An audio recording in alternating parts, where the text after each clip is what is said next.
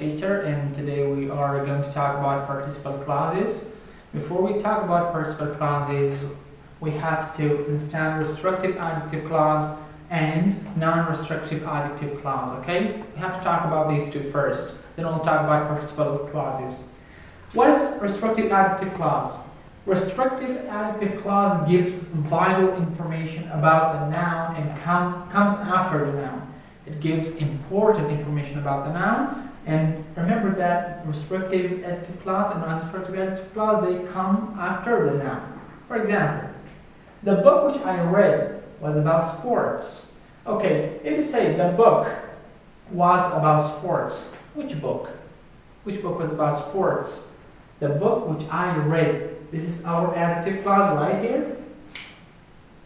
And we say that this is restrictive adjective clause. Why? Because it gives some important information about this noun. The book which I read was about sports. Okay? This is our restrictive adjective clause. And also remember that these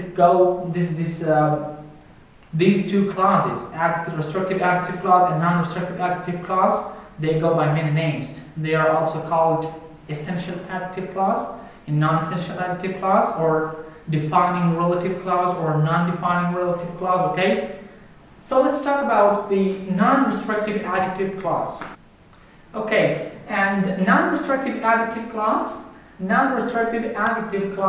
gives extra information about the noun. Restrictive adjective clause gives vital information about the noun. Non-restrictive adjective clause, it gives extra information about the noun. For example, my parents who live in Kabul come here often.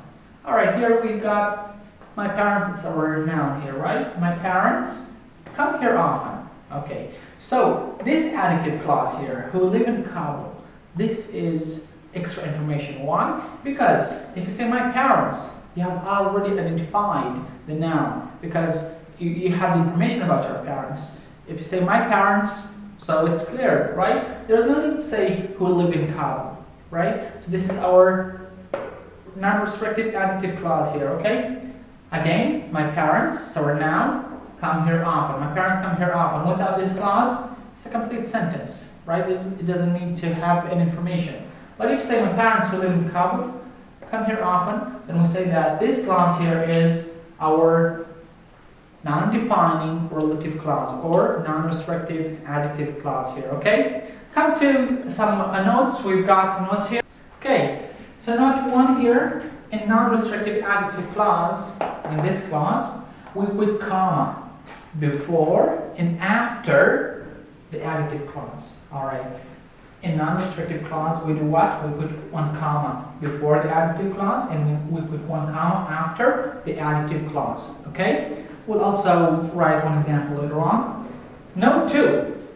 The relative pronoun that could only be used in restrictive adjective clause. The relative pronoun that could only be used in this clause, right?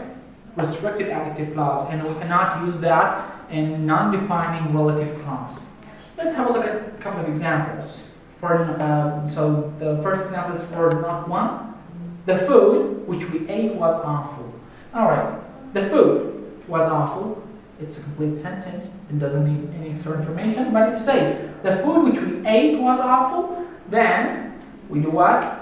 Alright. So here, this is our adjective clause. Which clause is it? It is non-restrictive adjective clause because it is extra information about the food. The food which we ate was awful. Right? You come out of a restaurant and you say the food was awful, then it's clear. But if you say the food which we ate was awful, it's non-restrictive adjective clause. And what we said in note 1, that in non-restrictive adjective clause, we have to put one comma before the adjective clause and we have to put one comma after the adjective clause, okay? The same example is for note 2. The car that he bought is made in Japan. Okay. This sentence is restrictive adjective clause. The car that he bought is made in Japan. What's our adjective clause here? That he bought, okay. So we said that, in note 2 we said that this pronoun, relative pronoun, that, it could only be used in restrictive adjective clause. It cannot be used in non-restrictive adjective clause, okay? So this is restrictive, and that's non-restrictive adjective clause. Now let's go to participle adjective, participle clauses. What are participle clauses? Okay. So what are participle clauses? Participle clauses are used to give more information about a noun. They can describe a shortened, restrictive and non-restrictive clauses. They can describe, participle clauses can describe a shortened, restrictive and non-restrictive clauses. We talked about restrictive and non-restrictive clauses, right? So this is much easier now. Examples. There is a boy running. What's the meaning of the sentence? There is a boy running. It means there is a boy running. We can say there is a boy who is running. There is a boy running. It means who is running. Who is running, right? The second example. The final episode playing on TV is amazing. Non-restrictive clause, right? Final episode playing on TV is amazing. What's mean is the final episode which